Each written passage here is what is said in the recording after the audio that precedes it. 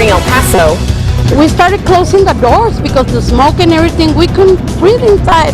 Businesses in downtown forced to evacuate after a large fire overnight. The latest details from our round-the-clock crew on the scene live this morning. Also around the clock, a car catches fire and shuts down a portion of I-10 for hours. And new this morning, the Commissioner for Customs and Border Patrol talks about the life and death of one of their own. Live, where news comes first. From the Mesilla Valley and Las Cruces to El Paso and the borderland. This is ABC7's Good Morning El Paso. Rise and shine. Good morning, El Paso, Las Cruces, and Juarez. I'm Stephanie Valle. And I'm Floren. Good morning, everyone. Let's get right to meteorologist Crystal Klein and talk about this great weather. Yes, it's looking great today, Crystal. That's right. Just like yesterday, we're talking nice conditions in our forecast. Take a look at this morning. We're at 53 degrees in El Paso right now. Your winds 12 miles per hour. These winds throughout today are going to be very similar to yesterday, where at times they do gust up into that breezy category. So winds aren't a big problem, but they will be breezy today. In Las Cruces, we're at 49 degrees and winds at 13 miles per hour. Same thing with some breeziness throughout today. Currently, those winds coming out of the north, and today, on top of some breeziness, we're looking a little warmer than the high temperatures that we saw on our Monday. That's a trend that continues into your work week. So coming up in just a few minutes, we're going to talk more about today by the hour, but even farther, we'll go through the next few days with that warm up. Looking forward to it. Thanks, Crystal. Headlines now. We have a lot of overnight developing news right now, beginning with round-the-clock coverage from the east side. I-10 East was shut down at McRae after a car rolled. It happened just before 2 a.m. New video right now. Emergency dispatchers telling ABC7 that one person was taken to the hospital with serious injuries. Police have not said what caused the crash. We know the scene is clear now for your morning commute if you're heading out in that direction. An hours-long firefight had crews working downtown all night and even this morning. This after a fire broke out just before 8 last night inside a building on the 600 block of South El Paso Street. And that's where we find Good Morning El Paso's Denise Olivas live. Denise.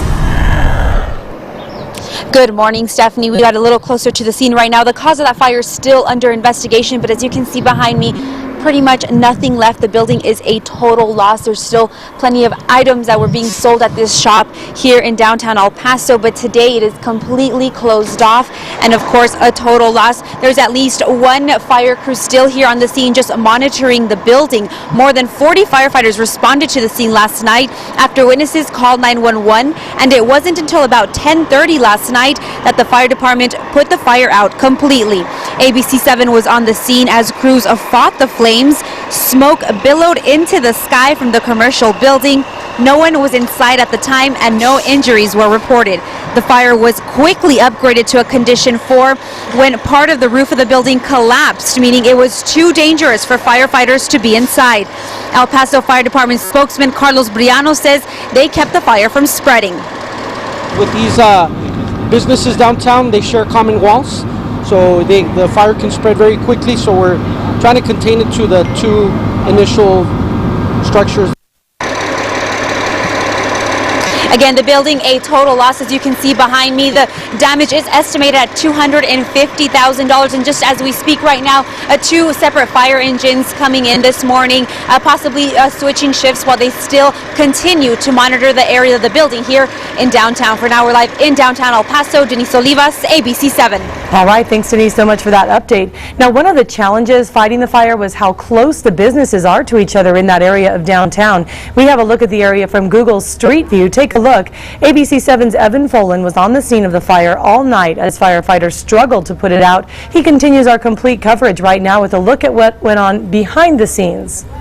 At the height of the fire, this is what we are dealing with, a very active scene. You can see several pumpers, firefighters still putting on their gear, and if you follow me back this way, the mobile air unit is here. Firefighters had been coming in and out to refill their oxygen tanks or just to take a breather after fighting this fire for hours. Now I want to direct your attention back here, the Zapateria Yang. That's right next door to La Mexicanita where the fire originally started. Firefighters had to break through Zapateria to see if the fire had spread to the next shop.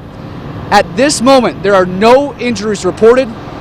From South El Paso, Evan Folan, ABC7. And from the ABC7 New Mexico Mobile Newsroom, there was also a fire overnight in Las Cruces. This one at a house on the 4100 block of La Purísima Drive. It happened around 9:30. The fire department tells ABC7 there were heavy flames coming from a newly framed home with an open garage. The damage estimate and cause of the fire are still under investigation.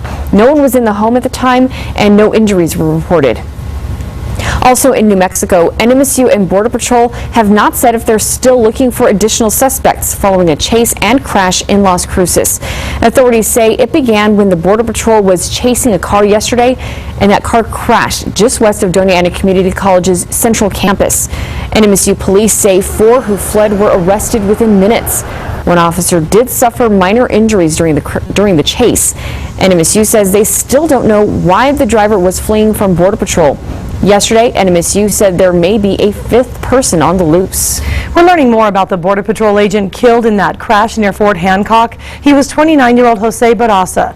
A friend on the crowdfunding page KVIA.com says Barraza had just gotten off the night shift when that crash happened. Investigators still don't know how or why he crashed his car into the back of an 18-wheeler. Barraza's wife shared with us these photos. Here you can see him with a dog that was part of the Border Patrol K-9 program. The dog was in the car with him and is doing okay.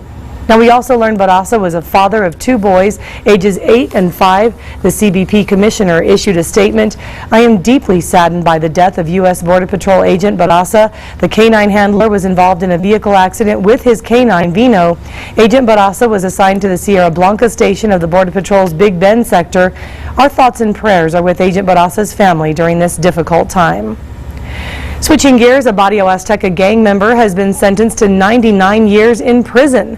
This after jurors convicted him of engaging in organized criminal activity, but acquitted him of capital murder. Luis Rodriguez was on trial for the deaths of 2 men in 2012. Rodriguez plans to file a motion for a new trial before appealing that sentence. His attorney says if the current sentencing stands, Rodriguez will be eligible for parole after serving 30 years. And now it's 6:07. We're talking about our forecast looking so nice today.